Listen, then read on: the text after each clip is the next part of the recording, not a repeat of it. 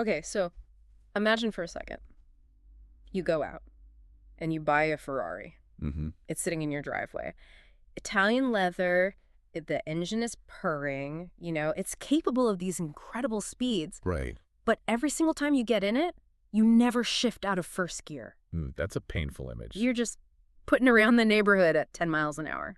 But I mean, according to the data we're looking at today, that is exactly what is happening with artificial intelligence. Is that right? Over 90 of paying users, so people actually dropping $20 a month, have never even opened the settings menu. Wow. We're driving a supercar in first gear. I have to admit, when I saw that stat, I felt a little No. a little called out. I'm definitely guilty of just opening the window and typing, assuming, the defaults are good enough. We all are, I think. Welcome to the deep dive. Today we're analyzing a guide called Mastering the Interface. But this isn't just a tech review, is it? It's more a conversation about how we interact with intelligence itself. It is, yeah. And the mission for this deep dive is really moving from being a casual user to a power user. Right. And the most interesting part, I think, from the source material is that you don't need to learn to code. You just need to know where the buttons are. Which is fortunate because my coding skills are non-existent. So looking at our roadmap, we're going to move through this logically. Okay. We'll start with the foundation. So the privacy and memory settings that I think most people are just afraid to touch. Then we'll move to the art of the prompt, how to structure your language so the machine actually understands you. Right. And then we'll cover the productivity tools that turn it from, a toy into a real workspace. And finish up with the advanced stuff. Yeah. Vision, web browsing, and these new agent capabilities. It's about moving from a passive consumer to an architect of the tool. Exactly. So let's unpack this. We start with the foundation. The source material calls this fixing the foundation before you build the house. And it starts with something that I think generates a lot of anxiety. Privacy. Right. There's this lingering question people have, like, is the AI watching me? Is it reading my diary? Yeah. And the reality, according to this guide, is that unless you change a very specific setting, OpenAI is using your chats to train its future models. So if I'm uploading a confidential business plan or, I don't know, venting about a relationship. It's potentially going right into the mix. Yeah. To make the model smarter for everyone else. See, I think the reason people don't touch this stuff is fear. They think if they mess with the settings, they'll, break the bot. Of course. But the guide is pretty specific here. It's actually really simple. What does it say? It's under data controls. You go to settings, then data controls, and you just turn off the toggle that says improve the model for everyone. Just a switch. A simple switch. But there has to be a trade-off, right? If I turn that off, does the tool get worse for me? Not immediately, no. But you're essentially opting out of that collective learning process. You kind of become a ghost to the system. For most people, though, especially in a business context, that trade-off is absolutely worth it for the security.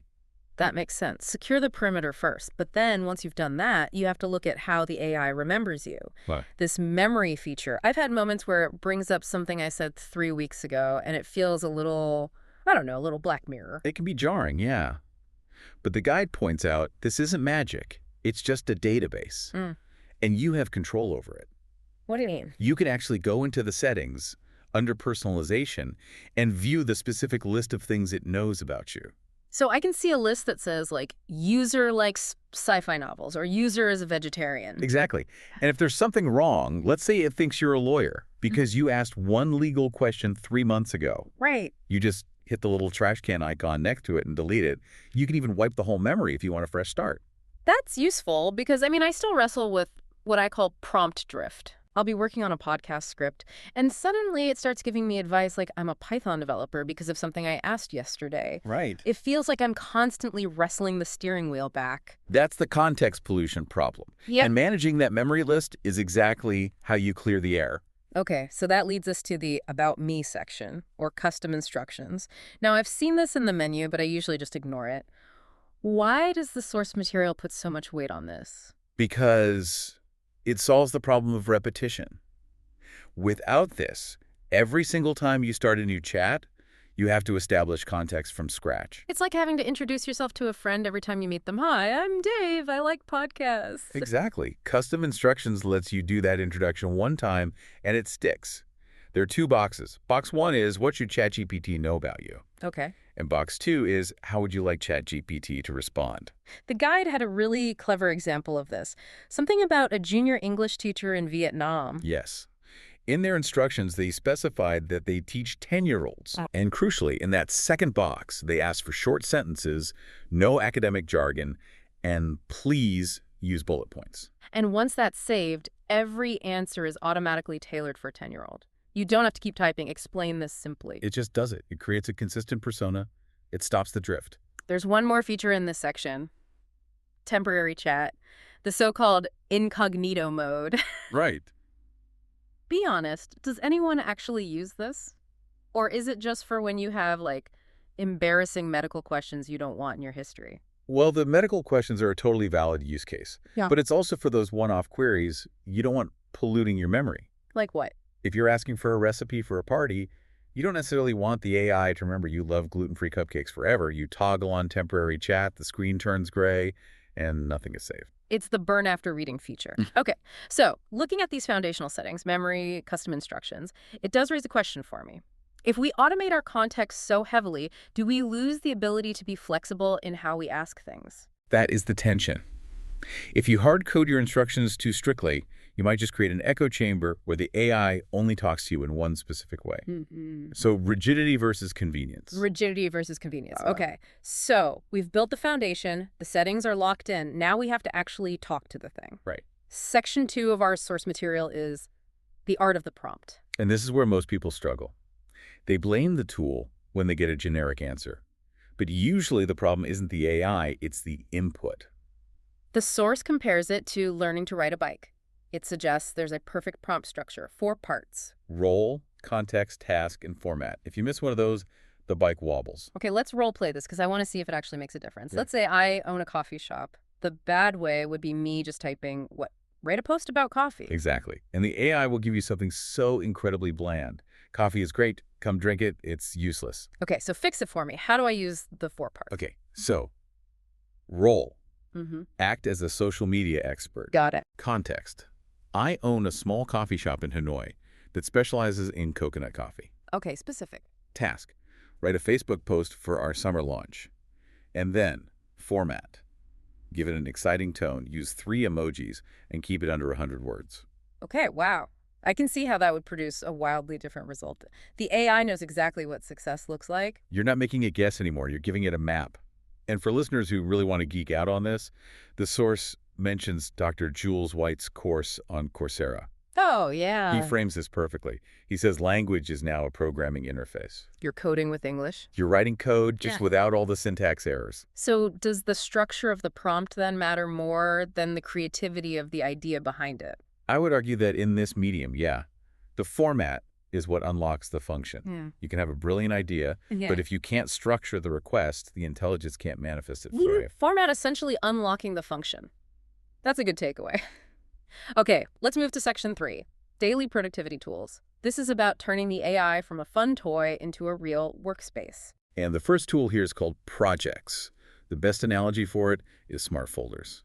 This one resonates with me because I hate context switching. Oh, yeah. I'll be asking the AI to help me write a serious email to a lawyer, but 5 minutes earlier I was asking it to generate names for, like, a D&D character, and the tone just bleeds over. It's so annoying. That is exactly what Project solves. You create a folder, say legal work.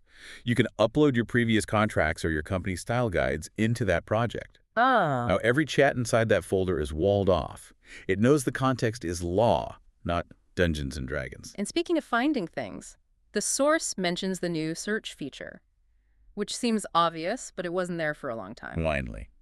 The little magnifying glass icon, it turns your chat history from this messy, endless scroll into a searchable library. You just type meeting or recipe, and it pulls it right up. It turns your past interactions into a database you can actually use. Exactly. Now, I want to talk about voice mode. The source describes this as talking like a human. I've used this while cooking, and honestly, the thing that surprised me most was the interruptions. It's startling, isn't it? Yeah. You can just cut it off mid-sentence, and it adjusts. It handles laughter. Right. It understands cadence. It totally changes the feeling of it. It's not typing at a computer anymore. It feels like, I don't know, a presence in the room. It creates a new modality. Yeah. Brainstorming while driving, practicing a language while you're doing dishes. It frees the intelligence from the screen. Another productivity feature mentioned is file uploads. The scenario in the source is a classic one. Your boss sends you a 50-page PDF report. Right. You upload it and just say, summarize this. And seconds later, you have the top 5 points in your action items. But here's my skepticism. Do you trust it? I mean, if I upload a dense legal contract or a complex medical study, am I really going to trust a 3-second summary? That is the critical question. The source material frames this as a massive time saver, and it is. But there is a danger. We are trading deep comprehension for efficiency. We're outsourcing the reading. Right, and if you outsource the reading, do you lose the nuance? I think it's amazing for triage, just knowing if a document is worth your time to read deeply. Oh, okay. But I wouldn't let it sign the contract for me. That's a fair distinction, triage versus decision-making. But pause for a second and imagine the scaling implications. Even if it's just for triage. Okay. You hand it a 50-page dense report, and seconds later, you know what's in it. It just changes the velocity of information flow inside a company. It definitely speeds up the treadmill. Yeah. But does it make us better runners? That's the question. Okay, we're back. We've covered the settings, the prompts, and the daily tools. Now let's unpack the really futuristic stuff. Section 4 covers advanced vision and what the source calls the doer era. Right. We are moving beyond just text. The source discusses multimodal prompts. This just means the AI can see. And the examples here are so practical. Taking a photo of your open fridge to get a recipe. Or taking a photo of a broken bicycle part because you have no idea what it's called. You just ask, how do I fix this? It bridges that gap between the physical world and digital information. Then there's Canvas mode. This one feels less like a chat and more like, I don't know, like Google Docs. It's a dedicated workspace for writing and coding. So instead of the back and forth chat bubbles, it opens a document window on the side. So you can work next to it. Exactly. You can highlight a paragraph and just say, make this shorter. Or highlight a sentence and say, check grammar. It becomes a side-by-side writing partner. And we can't forget web browsing. Browse with Bing. That one's crucial for relevance. Without this, the AI is stuck in the past. Its training data has a cutoff. With browsing, it can check stock prices or current news. It connects the brain to the live internet. Now, the final frontier in our source material is customization and agents. This feels like the biggest shift of all. It is. We are moving from the AI being a talker to a doer. Can we make that concrete? Because agent is such a buzzword. What does an agent actually look like in 2026? Okay, imagine this. You don't just ask the AI, how should I plan a dinner date? Right. You tell it, plan a dinner date for me and my wife this Friday. The agent then checks your calendar for when you're both free. It goes to OpenTable and finds a reservation at an Italian place you've liked before. Then it drafts the calendar invite for your wife. It doesn't just give you advice. It executes the task. It connects to the apps. To Google Drive, your calendar, your email. Exactly. It's editing the files, not just talking about them. So what does this all mean for us then?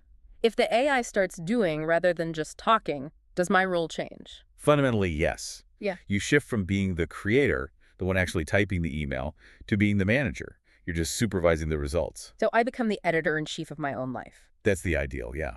But it requires a different skill set. You have to be really good at spotting errors and really good at giving clear, concise instructions. So, to recap the big ideas here. We started with the importance of settings, privacy, memory to stop that drift. We moved to projects that hold our context, Canvas for co-writing, and finally these agents that actually do the work. And if we look for the thread connecting all of this, it's customization. The tool is only as powerful as the settings you actually decide to turn on. That hidden menu isn't just about features.